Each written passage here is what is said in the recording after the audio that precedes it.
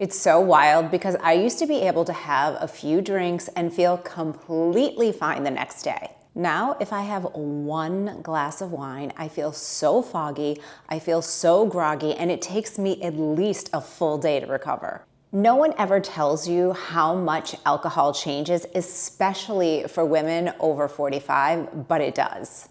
And honestly, I wish someone had told me this sooner.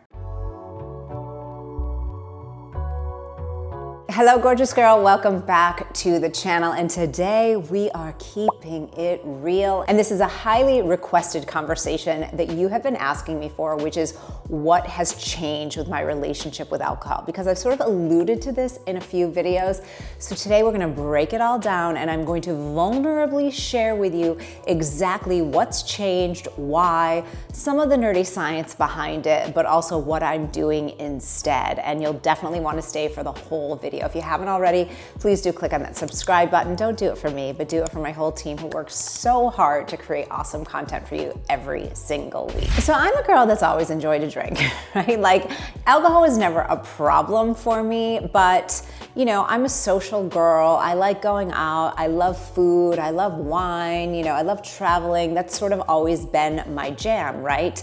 And especially in my 30s and 40s, like, oh, a big, full, rich, like full-bodied red wine had my name all over it. Then when I got later into my 40s, I realized that red wine was just not it for me. My body couldn't process it. It was much harder, so I switched to white wine. It was lighter, it felt less crappy for me, but now at 50, everything has changed. And I am just as shocked as you are because I never thought I'd be having this conversation. So while I didn't really have a problem with alcohol in the traditional sense of like alcoholism or something like that, I did start having a problem with how alcohol made me feel. And the best part about this was I really started questioning, why am I drinking? Am I just drinking because I'm at a restaurant or, you know, someone put a drink in front of me? Do I really even want this? But more importantly was the after effects, because that was certainly something that I could not deny any longer. I found myself waking up in the morning feeling so foggy, feeling so groggy, and just kind of losing most of my day. And honestly, with work being so busy and so intense, not to mention being a mother, which for all of you moms out there, we know that we really just don't get a break. Even if you do have help, like I'm so lucky that we do have babysitters that can kind of help me out in the afternoon, this and that, so that I can get things done. My daughter still wants me, and I want to be functioning at an optimal level to be able to interact with her and have fun with her. But I also started noticing that I was having more cravings after drinking alcohol, and don't even get me started on the disruption in sleep. I just could not sleep through the night. I would wake up in the evening and just be like, why am I doing this? Not to mention the what they call hangxiety the next day, kind of having a little bit of a hangover, and because of the sugar crashes of the alcohol, feeling a little bit anxious and just wasn't here for that anymore. So it's not like I had some kind of dramatic rock bottom moment, but I really started over the summer, last summer, thinking like, why am I doing this? And like I said, just sort of questioning it. And that really sort of opened my eyes to my habits, to my patterns, to my behavior. So I actually decided to start listening to my body when it comes to actually having alcohol, which I know sounds weird, but I do it with food, I do it with fitness, so I don't understand why I wasn't doing it also when it comes to alcohol. So I started getting really curious with my body, and I started wondering why I just simply wasn't able to process alcohol or really enjoy it in the ways that I did before. Like I said, it wasn't like I was like boozing it up, but like having a glass of wine with dinner, I was just like, why am I doing this? You know, and I certainly never want to get to the point of drinking to get drunk. I have too many responsibilities, so that's just like not even a possibility for me, right?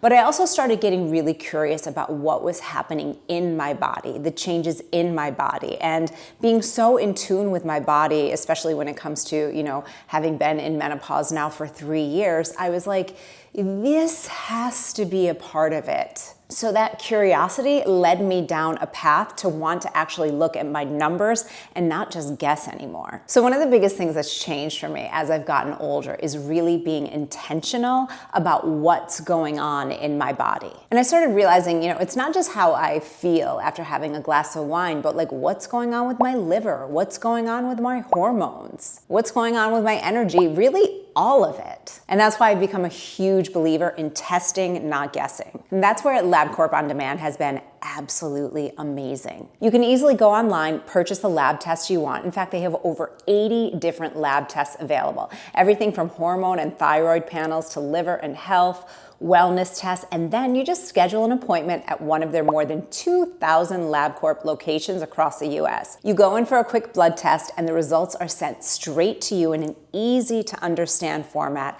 And I love it because no doctor's visit is required. They also have a liver test that tells you exactly how your liver is functioning. Liver problems can be caused by a variety of factors, not just alcohol use. In fact, an estimated 1 in 4 US adults has non-alcoholic fatty liver disease. They also offer a new test called the GGT test. GGT plays a key role in the body's detoxification process, and elevated levels are associated with various diseases and conditions, including excessive alcohol consumption. So for me, it's such an easy way to know what's actually happening in my body and how things are functioning. And this is extra important as I'm making these changes right now. So if you've been curious about testing your own health or hormones, definitely check out LabCorp On Demand. I stand behind it. It's so easy. It's easy to use. It's easy to understand. So I'll leave all the information linked down below in the description box so you can check it out for yourself. Testing, not guessing, is key.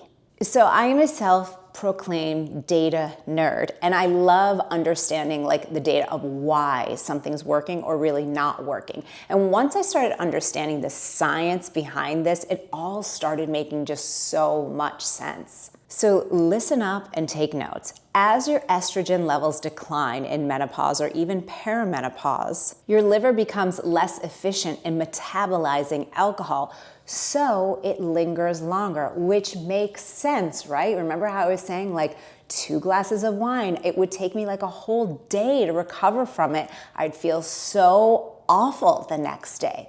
This is because of our hormones. And also because of our age and perimenopause or menopause, we actually have less of the enzyme that helps you to break down alcohol. So that booze that you're having, it's actually staying in your system longer and it's hitting you harder. Now, I probably don't have to tell you this, but our body composition starts changing, right? So generally speaking, for most people with age, you tend to have more fat, less muscle on your body, and we even have less water in our body. So that same drink that probably was completely fine in your 30s, it's going to stay in your body and linger there so much longer now. So obviously on my channel, I've got loads of resources here so that you keep that lean muscle mass and that you keep your body fat lower. So definitely dive in here because I've got loads of resources for you.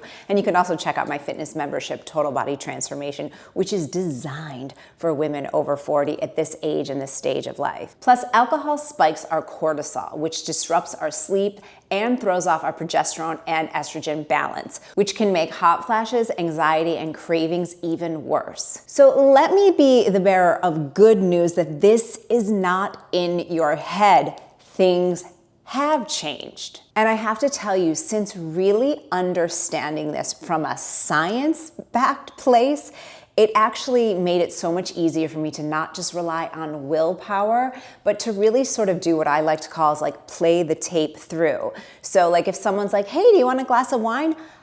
Maybe I do, probably I don't, because I play the tape through and think, do I have time tomorrow to feel groggy, foggy? Do I have the desire to eat sugar all day or, wanting to like stand in my pantry and look for snacks, right?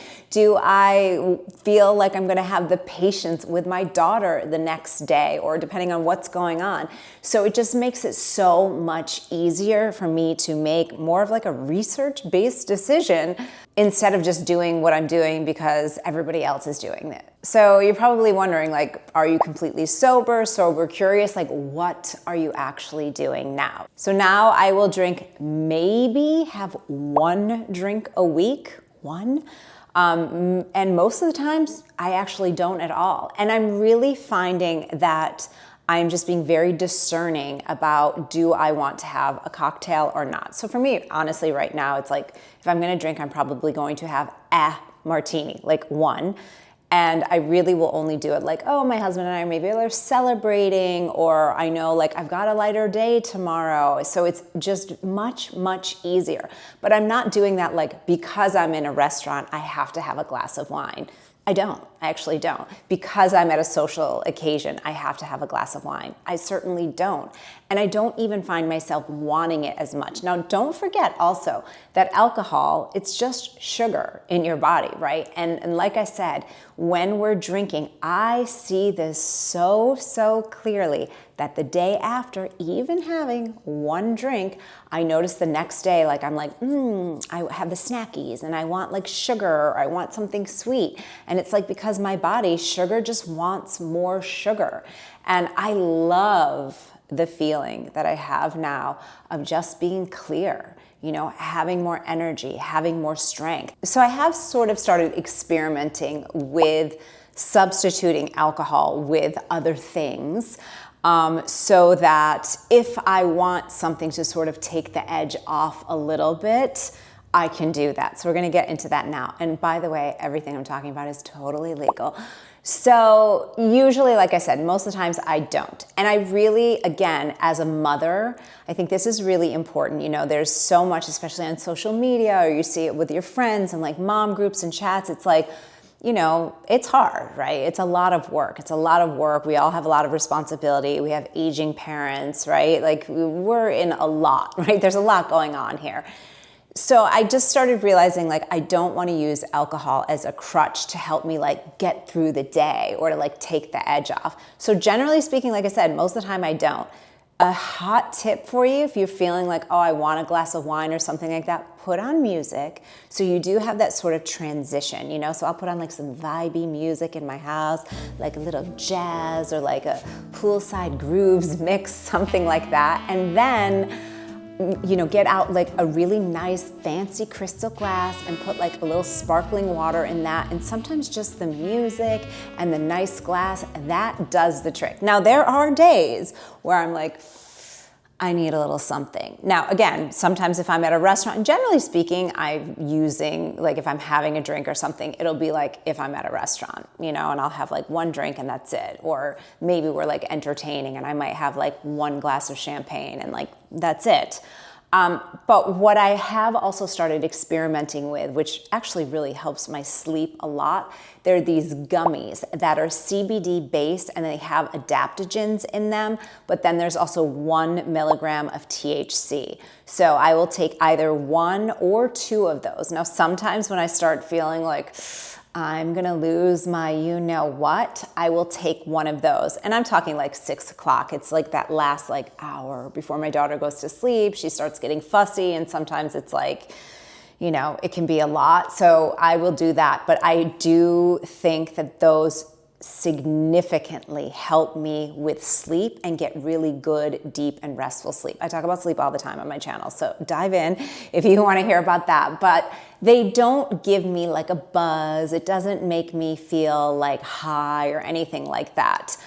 So these are really more of like an adaptogen. But what I like about it and the research that I have done just like personally is THC along with the CBD can be much better for your body than just doing the THC alone.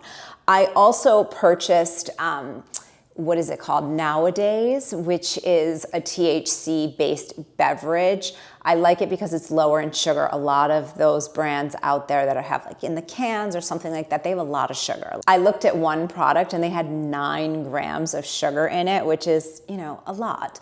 But I'm a little baby, right? So I definitely do not want anything that's gonna make me, you know, feel crazy or also feel anxious, which my experience in my teens and very early 20s with anything THC, you know what I'm talking about, I would get like palpitations, I would get super anxious, like it just did not work for me. So I have with nowadays, it's a 2.5 milligram. I will not do that plus the gummies. It's one or the other. And the nowadays, oh my gosh, I mean, I think I've had it like maybe 3 or 4 times, and I've had the bottle for well over a month now. So it's more just sort of like those days where it's like, I kind of want a little something. I want to kind of relax and watch a show and just kind of zone out a little bit. And more than anything, it just makes me tired. It makes me just feel kind of like a little more relaxed. The gummies that I like, which are called Cured, and I can leave them linked down below if you're interested in them. I find, this is going to sound so corny to say, but I feel like they like make me feel more heart-opening. I know that's like kind of weird, but like hear me out. It just makes me feel a little more like my heart is open. It does not make me high. It does not make me feel weird. It doesn't even make me feel that sort of like, oh, I just had a drink and I have a little buzz. I'm gonna be really honest with you. I'd love to find something that's low sugar, but that also gives me that feeling when I want to like have a drink, but I don't want to have a drink, if you know what I'm talking about. Like I wanna feel a little bit more like bubbly or like, you know, social, right? So if you guys have suggestions, let me know, because I know that these are huge products. This is like a huge market. In fact, here in Miami, I think it's like a national, there's, what is it called? Total Wine. And they said that their THC beverages are actually their highest selling of all, which is kind of interesting. So that's what I'm sort of replacing it with. I'm not saying you should do that. You don't need to replace alcohol with anything, to be totally frank. But I do find that it makes it a little bit easier to just, you know, like I said, I love those gummies to help me sleep a lot. I really like them for sleep. And like I said, just having an option, like if people are drinking, to just have something where it's like, okay, but then I don't feel like crap the next day.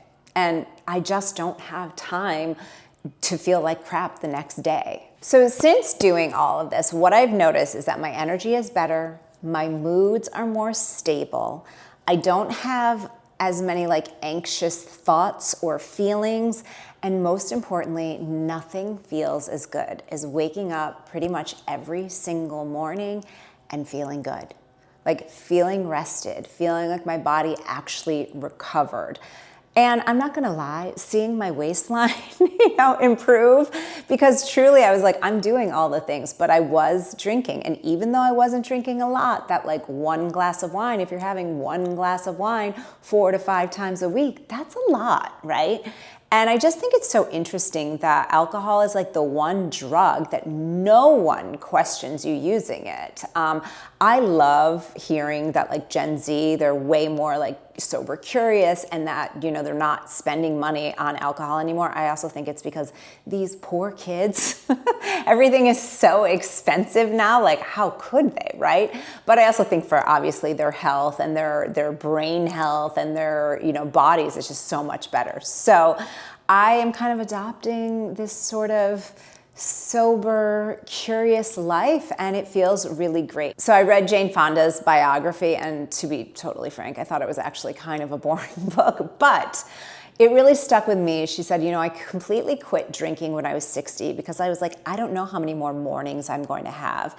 And it just really landed with me. Like I said, it was something I started thinking about over the summer, and just like, it just feels so much harder on my body. And if you're like me, we're doing all the things, right? I'm taking all the supplements, I'm doing the workouts, I'm prioritizing the protein, I'm getting a good sleep routine, I'm doing all the skincare, the body care, like all the things, but I'm like, but why am I like actually poisoning myself? Like, what is up with that? So that's where I am at right now, and it feels really good. It feels really good to very dramatically decrease my alcohol consumption and to just feel good all the time. It just feels wonderful. So I really want to hear from you if you're on sort of this journey as well. please let me know in the comments down below. You know, this is a great community of women all over the globe that we have created here. And I want to hear from you. Like, what are you doing? What's your point of view? I know it's not easy. Don't get me wrong. I know it's not easy. There are restaurants where as soon as I walk in, I'm like, carbone vino, dirty martini. And sometimes I will have it, and sometimes I won't. But that's the most empowering feeling, is just really making choices based on my desires, my needs, and like I said, playing that tape through. So thank you so much for hanging out with me today. I hope that this was helpful for you, informative, gave you pause to think about your own habits, or confirms that you too are doing the right thing. So if you want to keep hanging with me here on YouTube, check out this video next, and I'll see you there.